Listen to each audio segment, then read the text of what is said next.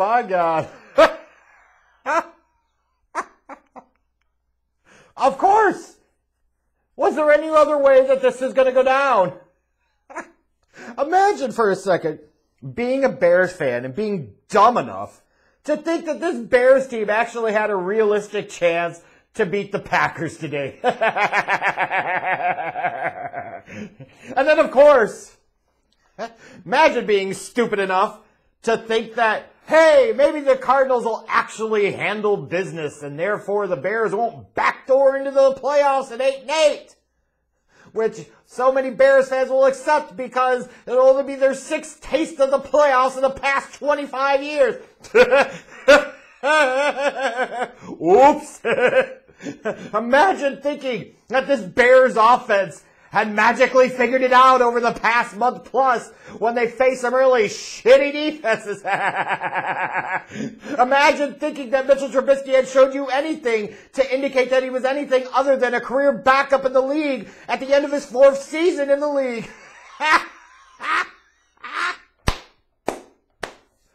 Oh, what a splendiferous dumpster fire of a mediocre fuckfest the Chicago Bears organization is. And to sit there throughout the week and see all these tweets flaming at me because I called out that this Bears offense, you shouldn't buy into the BS of them facing horrible defenses like the Lions and the Jags and the Vikings and the Texans. And yet those Bears fans persisted. Well, tell me how my ass tastes. To all those sitting there trying to make an argument that somehow Mitchell Trubisky was better over the last 5 games than Deshaun Watson. Telling me that you want Mitchell Trubisky back next year. That Matt Nagy's coached himself into deserving another year. Because for the 2nd straight year they finished 8-8, but this time because the league changed the playoff format and expanded it by 1 team in each conference. Now the Bears slide into the backdoor as a 7th seed, and now y'all want to celebrate. It's a celebration, bitches! And to make it so bad, it's such a train wreck this year that the Bears won't even have the worst record in the playoffs on the NFC side. Now look. If you want to be happy because this mediocre-ass team got a measly trip to the playoffs that they won't do anything with because their offense is not what you want to make it out to be and their defense is every bit as bad as I've continuously tried to tell you they have been for a while now, then go right ahead and set yourself up for more heartbreak and disappointment. Live in your fantasy land of thinking that somehow they'll magically figure it out. Here come the people that are going to maybe call for, it's Nick Foles time in the playoffs. Maybe he could give us some Foles gold in the freaking playoffs and then go on a run. Woo! I can't wait for that stuff to start happening. Oh my God. 8-8 in a playoff team. Like, I'll say this about the Bears. They tried today. And they certainly got some breaks early on. Like, even at the very beginning, that whole thing with Cordero Patterson still blows my mind how that's a rule. Cordero Patterson touches the ball when he's out of bounds. The ball is still in play, but somehow the Bears get the ball to 40. Whatever. The Bears come right out, take advantage of that field position, march 60 yards down the field, pound it in with David Montgomery for a touchdown. And you're saying, you know what? They ate up 7.5 minutes of clock.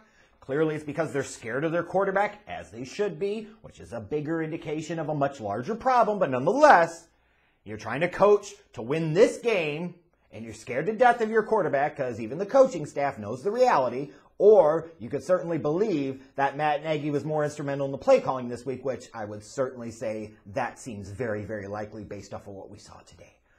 But, you know, the Bears go down, score that opening touchdown. You're saying, okay, the decision to take the ball to start, or getting the ball to start, it paid off for them. And then, of course, the Packers immediately march right down the field, score a touchdown. And they eat up 7.5 plus minutes of clock. So it's after a quarter, it's 7-7, and you're sitting there saying to yourself, okay, you're not going to stop Aaron Rodgers all game. You're going to score something at some point in time. Way to go, defense. Chuck Pagano. Can't figure out how to stop him. Imagine that. Leave it to Chuck Pagano take an elite defensive unit and make them average and below average in some cases in less than 2 years. Like, this is a game of weird-ass breaks. You know, the Cole Kmet fumble certainly was a big one. It's in Bears territory, sets the Packers up in golden opportunity. You know, you also remember early on after the 7-7 tie, you know, Demetrius Harris, arguably the best tackle all game the Bears had, was on special teams by a backup tight end. Force a fumble, and they get a field goal out of it because, of course, that's Bears football. Why get a touchdown when you're given a gift of a turnover? Get 3 points and play it safe.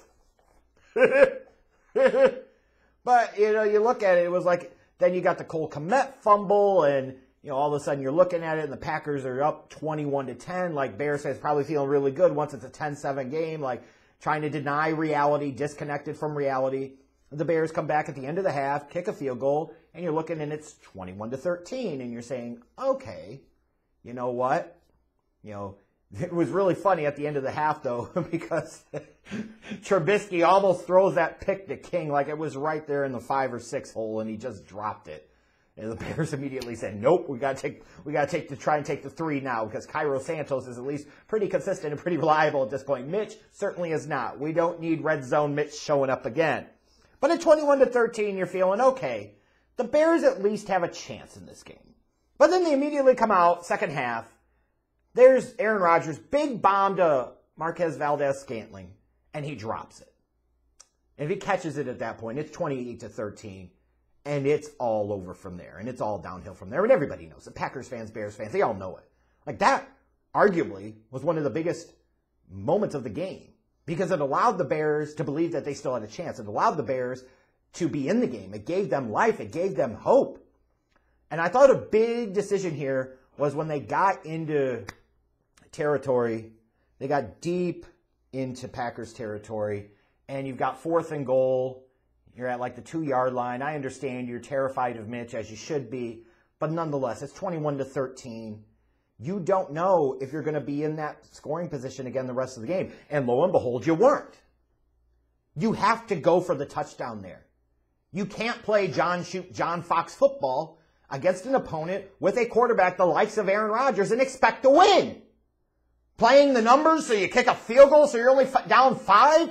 Because you're going to trust the defense? What defense are you trying to trust? This isn't Vic Fangio's 2018 Bears defense, you idiots! It's the 2020 Chuck Pagano coached down Bears defense. You know, and a defense that was depleted because at that point in time, you've already got Jalen Johnson's out, Deion Bush is out, Buster Screen's out. So you're missing several starters out of the secondary. And then, of course, during the game, Roquan goes down. All-pro Roquan goes down. Like, good Christ almighty.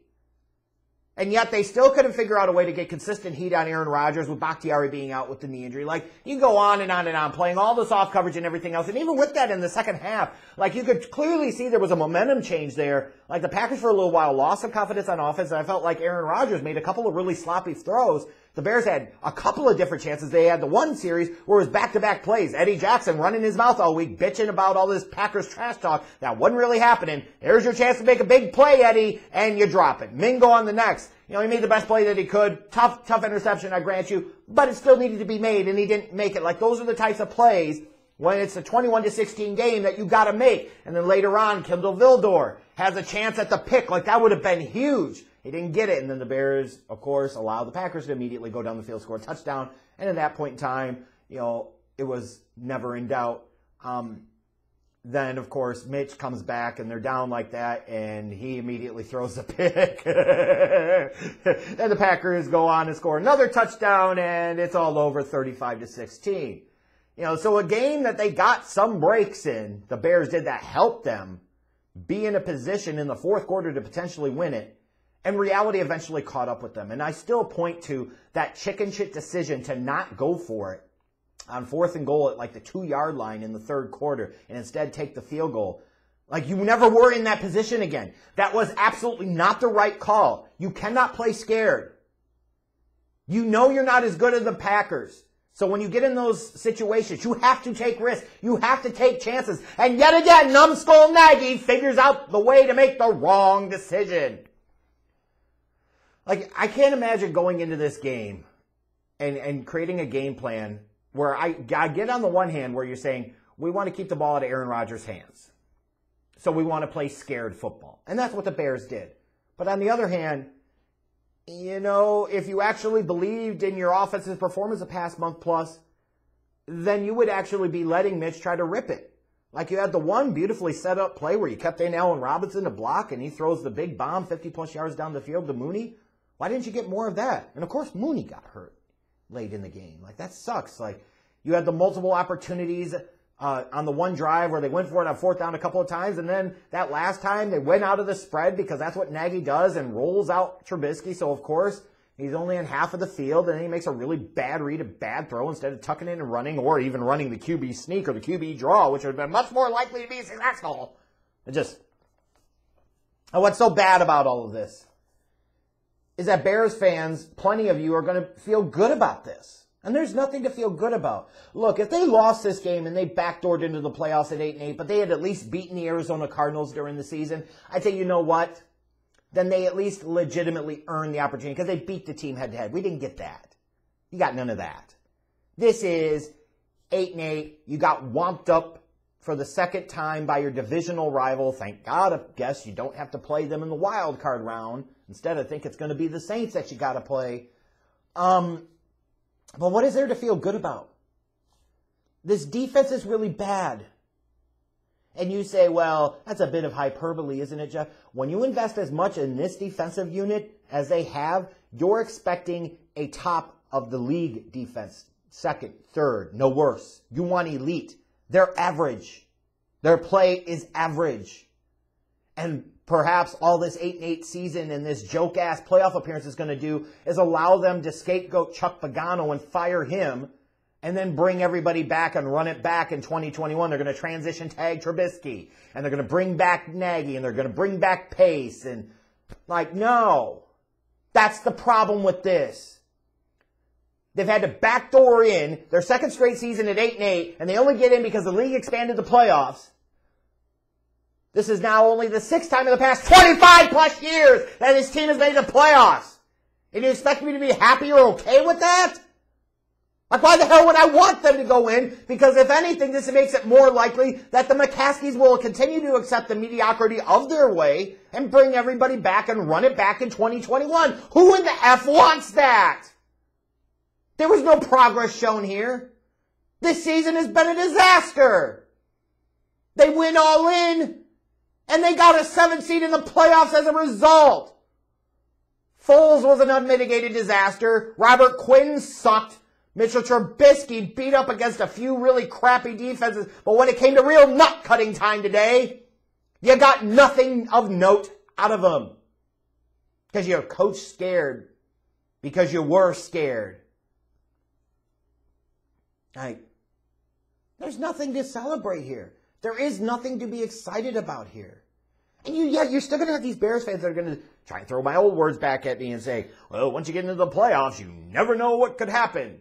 Yes, so they would potentially have to beat the Saints, the Seahawks, and the Packers all on the road in 3 consecutive weeks with this team, with this offense, and with this defense in order just to get to the Super Bowl, where they might have to face somebody like a KC or a Buffalo or maybe a Baltimore, all teams that have exciting young quarterbacks, real franchise guys. Do you really think that's going to fucking happen? Come on, get real! Like this, if anything, should make Bears fans feel icky. Your team is 8-8. That's mediocre. That's the epitome of mediocre. Too good to get a draft pick that could really change the organization's history by getting a franchise-changing quarterback. And not good enough, not nearly good enough to be a real deal contender. It's the hell I've lived with for decades now, and apparently it's only going to continue. Like, you tell me, Bears fans, why would you be excited about this? Why would you feel good about this? Why would you feel anything other than icky about this? And why would you think that this is anyway a good thing for this organization going forward? Because it's not! And to the Cardinals, fuck you for losing today! You had one job! Cliff Kingsbury, your ass should be rung out of town too! How the hell do you choke like that in the last month of the year? Give me a break! So irritating. Now we got to deal with the Bears getting wiped out on the national stage next week against the Saints. Yeehaw!